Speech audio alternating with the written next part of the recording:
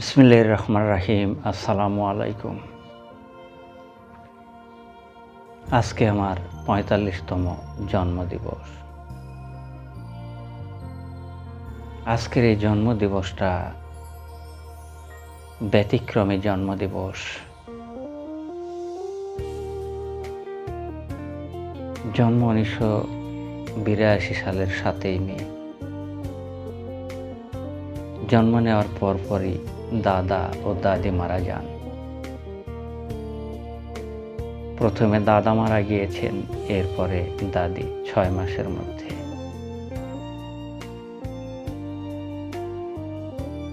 তখন দাদা দাদির মায়া মমতা বুঝিনি। ঠিক তারপরে আমাদের বংশের বড় আম্মা ১ জুন ২০১০ সালে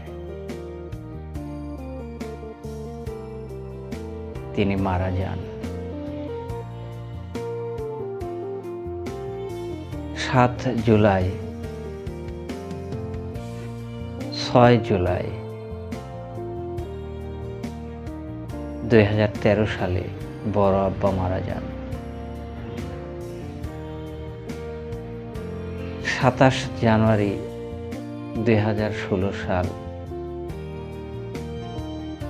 দ্বিতীয় বড় আব্বা মারা যান। এবং সর্বশেষ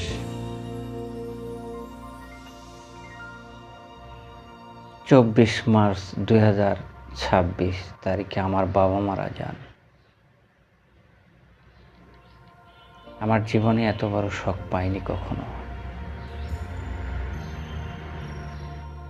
পর্যায়ক্রমে ধীরে ধীরে যেতে যেতে নিজের বাবা পর্যন্ত চলে গেলেন।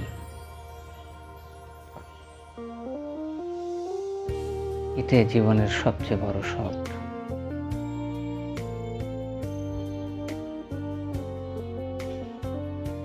অন্য মানুষ মারা গেলে তেমনটা মনে হয় না, কিন্তু যখন নিজের মানুষ মারা যায় তখন তার চলাফেরা, কথাবার্তা সব কিছু স্মরণে আসে। আমার আজ ৪৫তম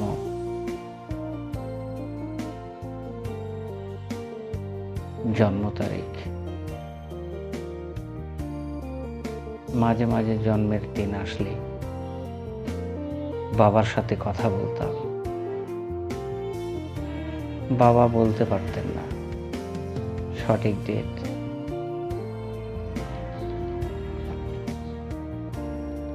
আমি বাবার সাথে খুব ফ্রি ছিলাম। সব ধরনের জিনিস শেয়ার করতাম। বাবা আমার অমায়িক মানুষ ছিল। আজকের এই জন্মদিবস বাবাকে ছাড়াই করতে হলো। কখনো ভাবিনি এমন দিন আমাকে এখনই গ্রহণ করতে হবে। হায়াত মৌত সবই আল্লাহর হাতে। আমি চেয়েছিলাম বাবা আরো কিছুদিন বেঁচে থাক, বাবা আরো কিছু জেনে যাক, আরো কিছু দেখে যাক। আমার জন্মদিনে শুধু এতটুকুই চাই, যতটুকু সময় সৃষ্টিকর্তা আমাকে বাঁচিয়ে রাখবেন, সৎ, সাহস এবং পরোপকারের মাধ্যমে যেন বাঁচিয়ে রাখেন।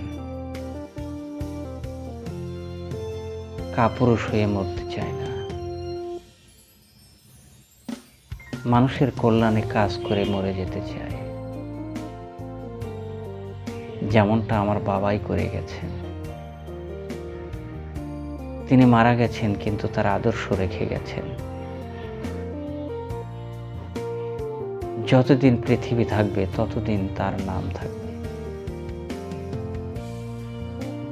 আমি চাই এমন কিছু করে যাই মানুষের উপকারে আসে।